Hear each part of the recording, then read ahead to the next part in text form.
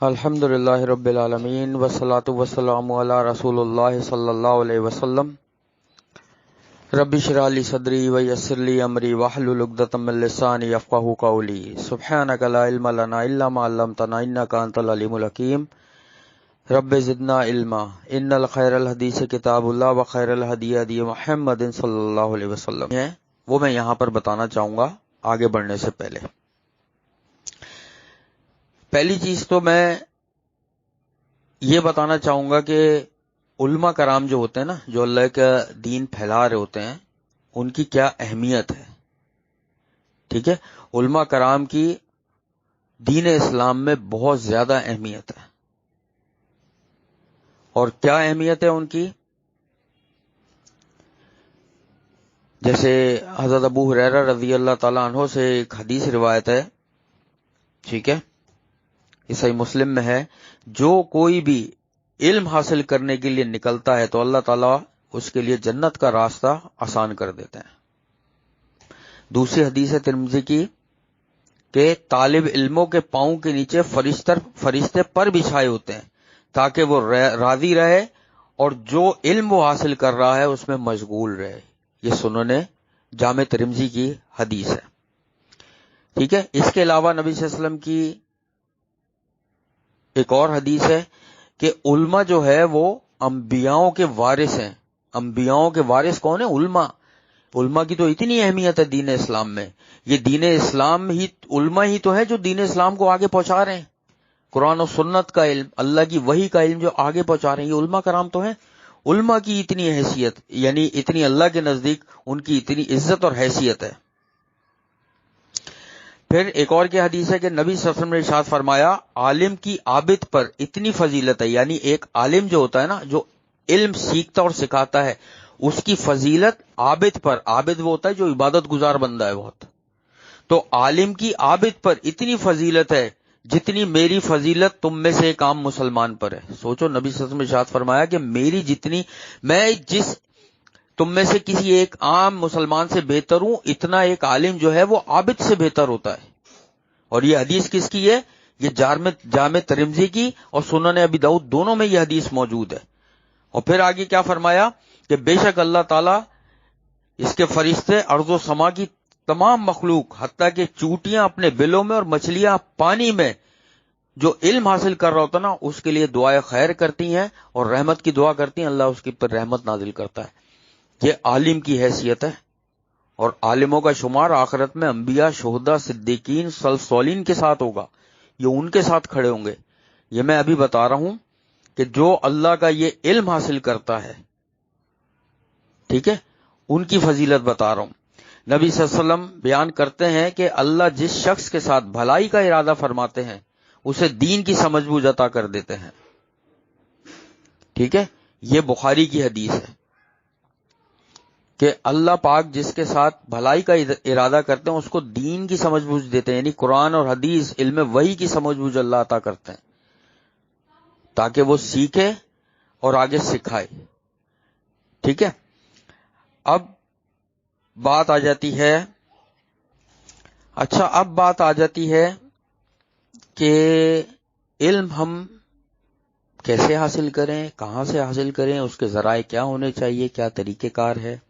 پہلے میں نے عالم کی عزت، اہمیت اور اس کا مقام بتایا، اللہ اور اللہ کے رسول نے جو عالم کا مقام اور مرتبہ بتایا۔ بہت ساری احادیث ہیں، یہ تو میں نے صرف 2-4 پڑھی ہیں۔ علماء کرام کی اہمیت اور فضیلت کے بارے میں بہت ساری احادیث ہیں، ٹھیک ہے، یہ تو 2-4 پڑھی ہیں میں نے۔ اچھا، اب بات پتہ ہے کیا ہے؟ بات ہے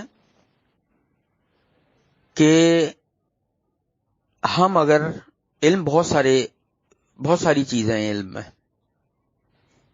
اگر آپ دین کا علم حاصل کرو نا تو علم صرف، علم نحو، علم بلاغت، ٹھیک ہے، علم تجوید، علم تفسیر، علم الحدیث، علم الرجال، بہت سارے علوم آتے ہیں، یہ ظاہر ہم عالموں سے حاصل کرتے ہیں۔ میں ابھی بات کروں گا تفسیر کی، کیونکہ ہم تفسیر پڑھ رہے ہیں۔ میں صرف، نحو، تجدید، تجوید ہو گئی اور بلاغت، علم بلاغت ہو گیا، ٹھیک ہے، علم الرجال ہو گیا، علم الحدیث ہو گیا. میں اس طرف ابھی نہیں جا رہا، ابھی میں صرف بات کر رہا ہوں تفسیر کی، کیونکہ اگر صرف میں اسی پہ بتانا شروع کروں تو کئی گھنٹے لگ جائیں گے. دیکھو قرآن جو ہے نا اللہ تعالیٰ نے عربی میں نازل کیا نبی صلی اللہ علیہ وسلم پر، کیونکہ عربی ان کی زبان تھی وہاں کی عرب کی، اور سمجھنے کے لیے انتہائی آسان تھی ان کے لیے. تو قرآن کے احکامات بھی اللہ نے نازل کیے. اللہ قرآن میں بعض آیتیں ایسی ہیں جو بعض کی تفسیر پیش کرتی ہیں، ٹھیک ہے. جیسے میں ریفرنس کے ساتھ بات کروں گا، نوٹ کرتے رہنا تم لوگ. جیسے کہ سورہ مائدہ کی پہلی آیت میں اللہ تعالیٰ ارشاد فرماتے ہیں تمہارے لیے چوپایوں میں سے مویشی حلال کر دیے گئے. اس آیت میں کہاں ہے کون سے مویشی حلال ہیں؟ نہیں ہے نا، ٹھیک ہے. اس کی کہ کون کون سی مویشی حلال ہیں اسی سورہ مائدہ کی آگے آیتوں میں آ رہے ہیں، 3 4 5 6 7 میں آ رہے ہیں کون کون سے مویشی اللہ نے حلال کیے ہیں، ٹھیک ہے. اچھا پھر آگے سنو کہ سورہ مائدہ کی آیت میں اللہ تعالیٰ فرما رہے ہیں آیت نمبر 3 میں تم پر مردار خون، خنزیر کا گوشت اور جس پر غیر اللہ کا نام لیا گیا ہو حرام کر دیا گیا ہے. پھر اس میں کیا فرما رہے ہیں؟ گلا گھٹ کے مرنے والا، چوٹ کھا کے مرنے والا، بلندی سے گر کر مرنے والا. یہ کافی تفصیل ہے. کہنے کا مقصد ہے اللہ تعالیٰ نے کیا حلال کیا ہے کیا حرام کیا ہے، ایک آیت میں اللہ تعالیٰ نے فرمایا اور دوسری آیت میں اس کی تفسیر اللہ نے خود ہی پیش کر دی، ٹھیک ہے. پھر اور آیتیں ہم دیکھتے ہیں. سورہ یونس کی آیت نمبر آ جاؤ 26 پر.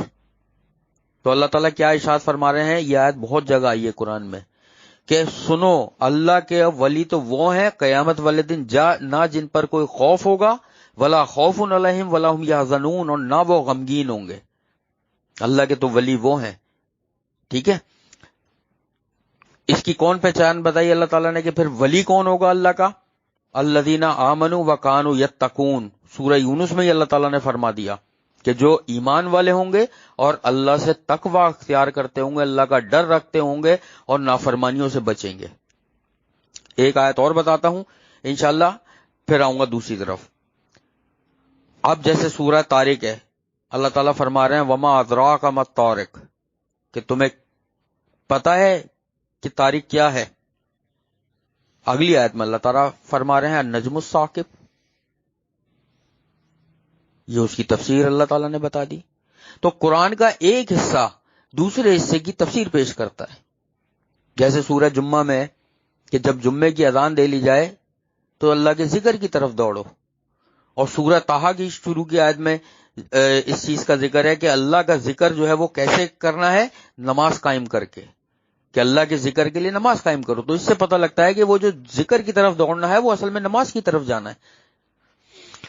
تو یاد رکھو بیٹا، تفسیر کا پہلا اصول یہ ہے، ابھی میں صرف تفسیر کے اصول بتا رہا ہوں، کہ قرآن کی پہلے تفسیر کری جائے گی قرآن سے، کہ پہلے ہم یہ دیکھیں گے کہ قرآن کی تفسیر قرآن سے کیا ہے. میں نے اس کے دلائل بھی دے دیے، قرآن سے ہی دیے، ٹھیک ہے. آیتیں بہت ساری ہیں لیکن میں نے صرف کچھ آیتیں منتخب کی جو بتائیں. اب آ جاؤ اس کے بعد کیا کریں اگر ہم کوئی چیز قرآن میں نہیں ملے تو اس کے بعد کیا کریں؟ تو پھر کری جائے گی قرآن کی تفسیر سنت سے یا احادیث سے. سنت کہتے ہیں طریقے کو اور حدیث کہتے ہیں نبی صلی اللہ علیہ وسلم کی کسی بات کو یا کسی قول کو، ٹھیک ہے. یا ان کا طریقہ لے لو یا ان کا قول لے لو، ایک ہی بات ہے، ٹھیک ہے. پریکٹیکلی وہ سنت کہلاتی ہے اور کتابوں میں لکھی ہوئی ہے، لکھی ہوئی حالت میں ہو تو وہ حدیث ہے، ٹھیک ہے. اب ہمیں اس کے لیے بھی دلیل چاہیے کہ اس کے ہمارے لیے کیا دلیل ہے کہ ہم سنت سے لیں، ٹھیک ہے. اب جیسے میں اس میں بیان کرتا ہوں، اللہ تعالیٰ فرماتے ہیں، یہ ہے سورہ نساء کی آیت ہے اور سورہ نحل کی آیت ہے. سورہ نساء کی 105 آیت نمبر ہے اور سورہ نحل کی 44 آیت نمبر ہے.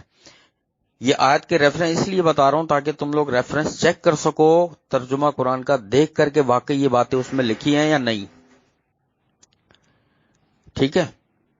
کہ اللہ تعالیٰ فرماتے ہیں بلا شبہ ہم نے آپ کی طرف حق کے ساتھ کتاب نازل کی تاکہ آپ لوگوں کے درمیان ایسے فیصلے کریں جو اللہ نے آپ کو سمجھائے ہیں۔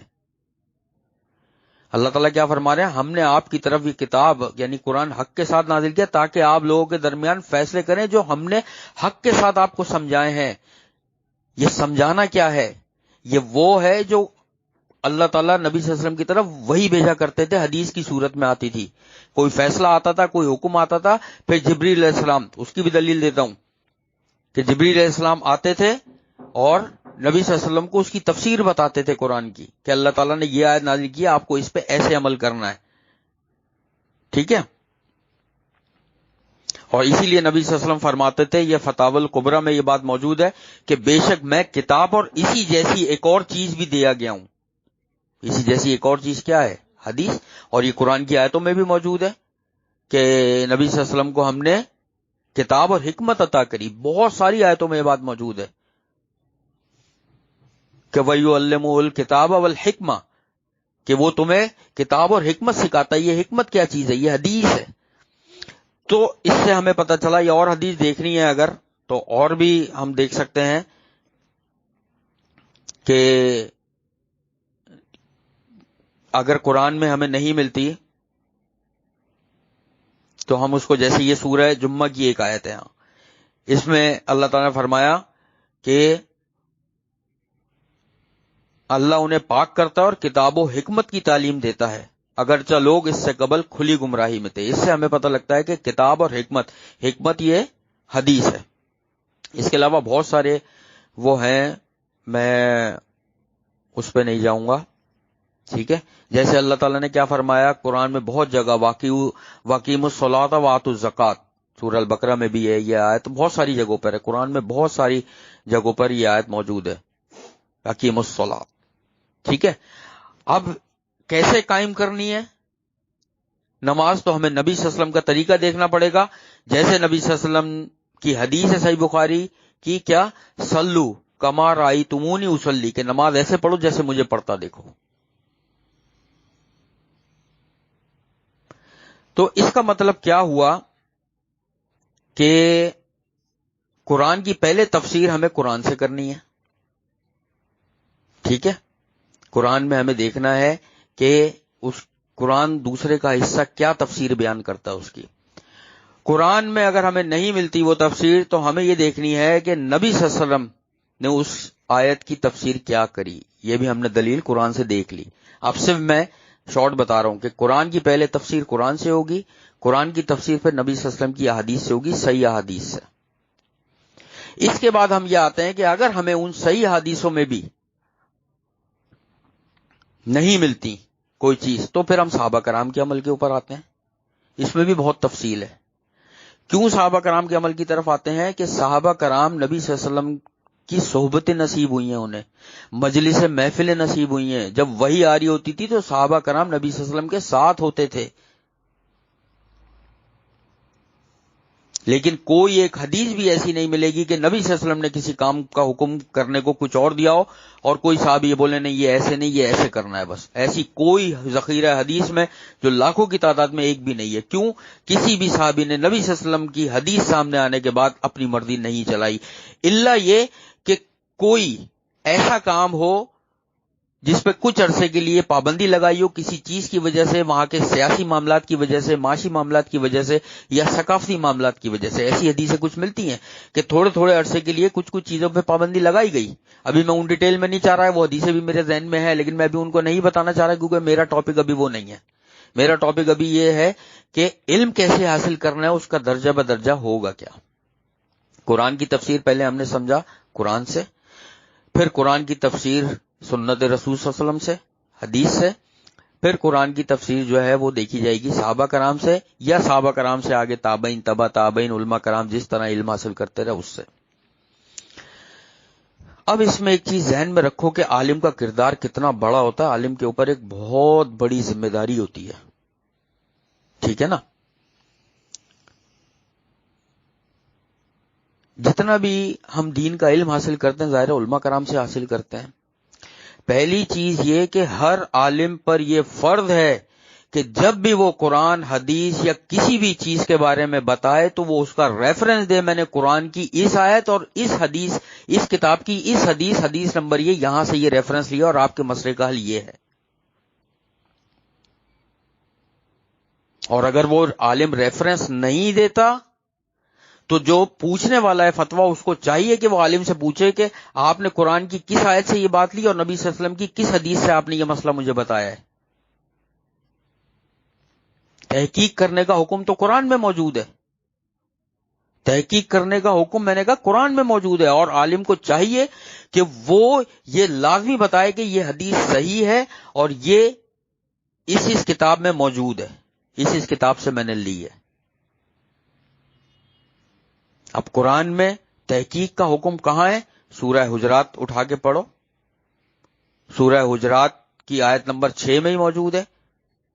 کیا؟ یا ایھا الذین آمنوا ان جاءکم فاسقٌ، کہ اے ایمان والوں کو اللہ تعالیٰ حکم دے رہے ہیں کہ جب بھی تمہارے پاس کوئی فاسق کوئی خبر لے کر آئے، بنبائن، یعنی کہ نبا کا مطلب خبر کے ساتھ آئے، بے ساتھ میں کہتے ہیں، خبر کے ساتھ آئے، فتبینوا ان تصیبوا قوما بجہالۃ، یہ پوری آیت ہے کہ تم اس کی تحقیق کرا کرو۔ تو یہ تحقیق کرنا ہر ایک پر لازم ہے کہ ہم دین کس سے سیکھ رہے ہیں اس کی تحقیق کریں۔ یعنی قرآن کی تفسیر پہلے قرآن سے ہوگی، قرآن کی تفسیر حدیث سے ہوگی، اس کے بعد اگر قرآن کی کوئی تفسیر اور کہیں سے بھی بتاتا ہے تو اس کو چاہیے وہ ریفرنس دے، اور اگر سنت رسول سے بتا رہا ہے تو بھی اس کو چاہیے کہ وہ ریفرنس دے، میں نے اس حدیث سے یہ مسئلہ نکالا ہے اور اس قرآن کی آیت سے یہ مسئلہ نکالا ہے۔ اپنے پاس سے قرآن کی تفسیر کرنا یا کسی کو صرف فتویٰ دے دینا، کسی نے مسئلہ پوچھا یوں ہوا تو کیا ہوا، یوں ہوا تو یہ ہو گیا، اسٹیمپ لگائی اور یہ لکھ دیا، یہ حرام ہے کرنا، حرام، جب تک کہ آپ اس میں ریفرنس کوڈ نہیں کریں گے کہ قرآن کی کس آیت سے یا کس حدیث سے آپ نے یہ مسئلہ نکالا ہے، اور وہ حدیث صحیح ہونی چاہیے۔ یہ اس عالم کی ذمہ داری ہے کہ وہ بتائے۔ آج کل کہاں بتا رہے ہیں عالم؟ ٹی وی میں بھی اٹھا کے دیکھ لو اور ویسے معاشرے میں بھی دیکھ لو، کتنی غلط بات ہے۔ صرف آخری بات کہہ کے اپنی بات ختم کروں گا۔ امام مالک رحمت اللہ علیہ جب مدینہ میں رہتے تھے، ٹھیک ہے، نبی صلی اللہ علیہ وسلم کی ایک حدیث ہے کہ نبی صلی اللہ علیہ وسلم نے فرمایا کہ ایک وقت ایسا آئے گا کہ سب سے بڑا عالم جو ہے نا وہ مدینے میں ملے گا، اور اس کی کچھ اور بھی نشانیاں بتائیں۔ تو جو نشانیاں جب پوری ہونی تھی نا، وہ دور چل رہا تھا، امام مالک اس وقت بہت بڑے عالم تھے جو مدینے میں تھے، تو سب کا یہی خیال تھا کہ یہ حدیث امام مالک کے بارے میں۔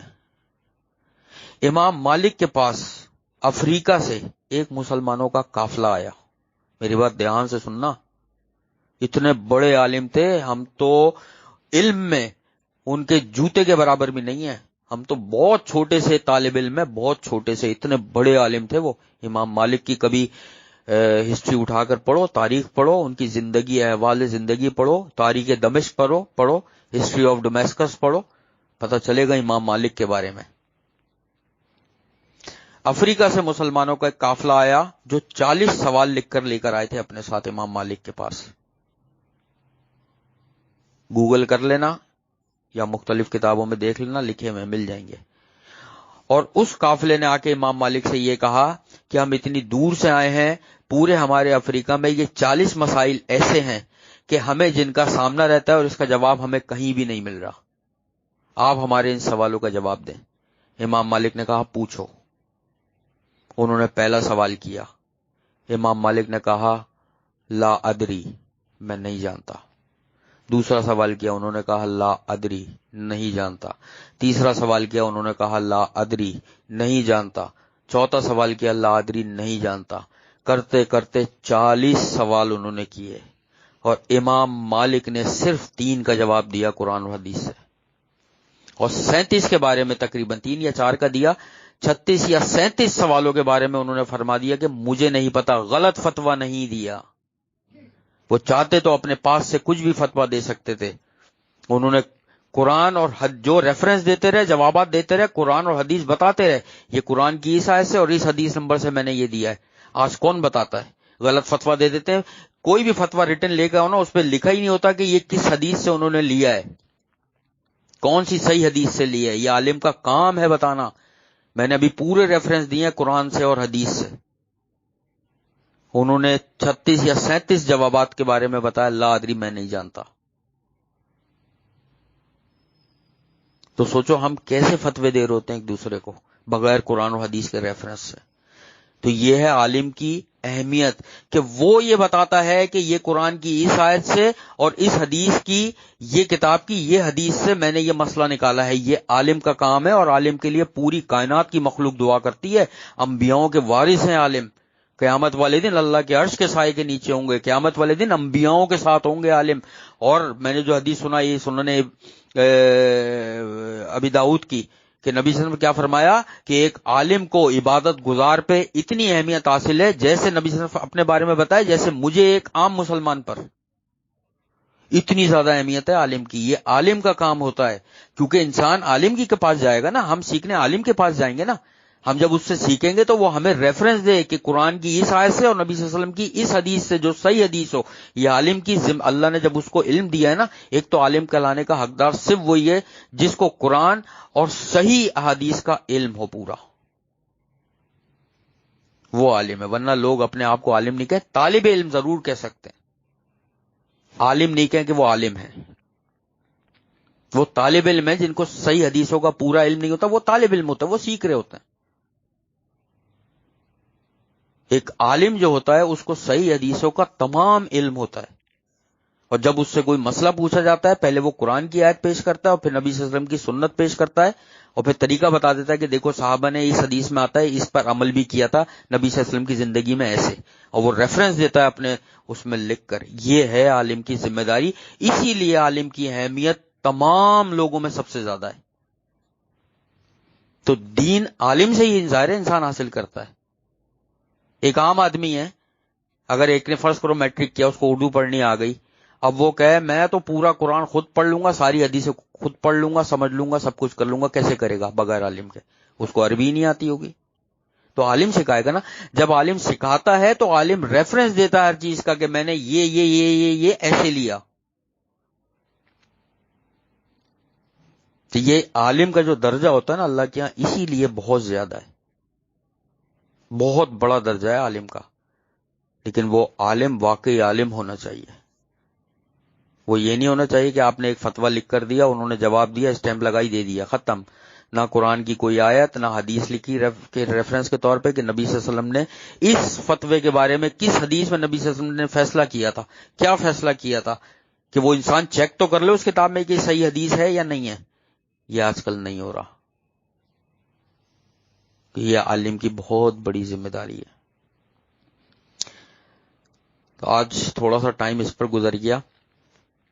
یہ میں پہلے بھی بتا چکا ہوں لیکن بیچ بیچ میں بتاتا رہتا ہوں تاکہ غلط علم حاصل کرنے سے پہلے ہم یہ دیکھیں کہ ہم دین سیکھ کہاں سے رہے ہیں. اور ہر چیز کے لیے دلیل چاہیے. سب سے اوپر قرآن کی دلیل، نیچے صحیح حدیث کی دلیل ہونی چاہیے. صحیح حدیث سامنے آتے ہوئے اگر آپ کسی اور کی بات لے لیں گی تو پھر آپ خود ذمہ دار ہیں اللہ کے سامنے کھڑی ہو کر جواب دینے کی کہ نبی صلی اللہ علیہ وسلم کی حدیث سامنے تھی، قرآن کی آیت سامنے تھی، اور پھر یہ چھوڑ کر آپ نے یہ فیصلہ کیوں کیا، کس کی بات مانی، یعنی کس کو اہمیت دی نبی صلی اللہ علیہ وسلم سے زیادہ. نبی صلی اللہ علیہ وسلم ایک کام کے بارے میں اگر فرماتے ہیں ایسے کرو، اور انسان اگر وہ چھوڑ دیتا ہے تو جس کی بات کو وہ اہمیت دے رہا ہوتا ہے اس کا مطلب اس کے نزدیک وہ زیادہ قابل احترام ہوتا ہے. اس کا مطلب تو یہی ہوا نا. بھائی سوچو نا، ایک انسان کو اس کا بھائی بولے تم یہ کام کرو، اور اس کا باپ بولے نہیں بیٹا یہ کام نہیں کرو تم ایسے کرو، تو انسان باپ کی بات مانے گا کیونکہ باپ اس کے نزدیک زیادہ اہمیت کا حامل ہے. یہ عالم کی ساری ذمہ داریاں جتنی بھی میں نے ابھی بتائیں. اللہ سے دعا ہے اللہ تعالیٰ ہمیں قرآن و حدیث پڑھنے، سمجھنے، اس پر عمل کرنے اور دین کا صحیح علم حاصل کرنے کی توفیق عطا فرمائے. یا حیو یا قیوم برحمتک استغیث اللہم صلی علی محمد وعلی آل محمد یا اللہ جو کچھ بھی ہم نے قرآن پاک سے اور حدیث مبارکہ سے پڑھا ہے اس کو اپنی بارگاہ میں قبول اور مقبول فرما لیجئے.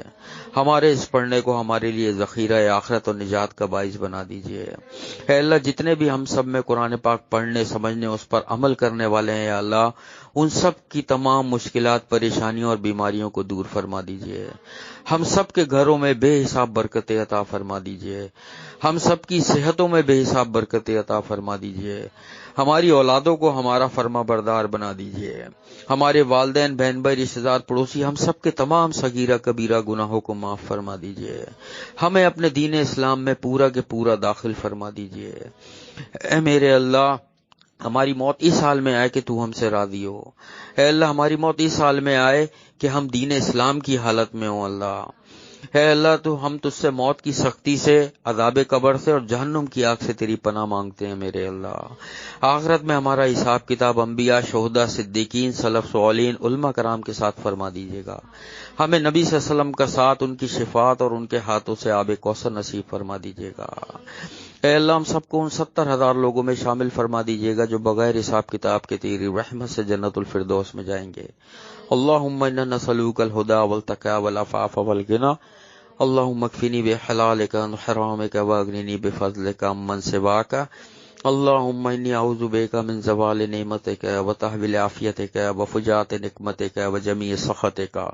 اللہم طہر قلبی من النفاق وعملی من الریاء ولسانی من الکذب وعینی من الخیانۃ.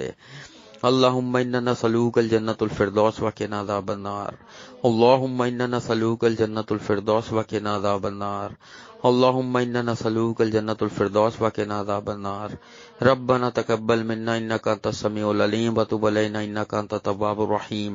سبحان اللہ عما یصفون وسلام علی المرسلین والحمد للہ رب العالمین. آمین. سبحانک اللہم وبحمدک نشہد ان لا الہ الا انت نستغفرک ونتوب الیک. السلام علیکم ورحمۃ اللہ وبرکاتہ.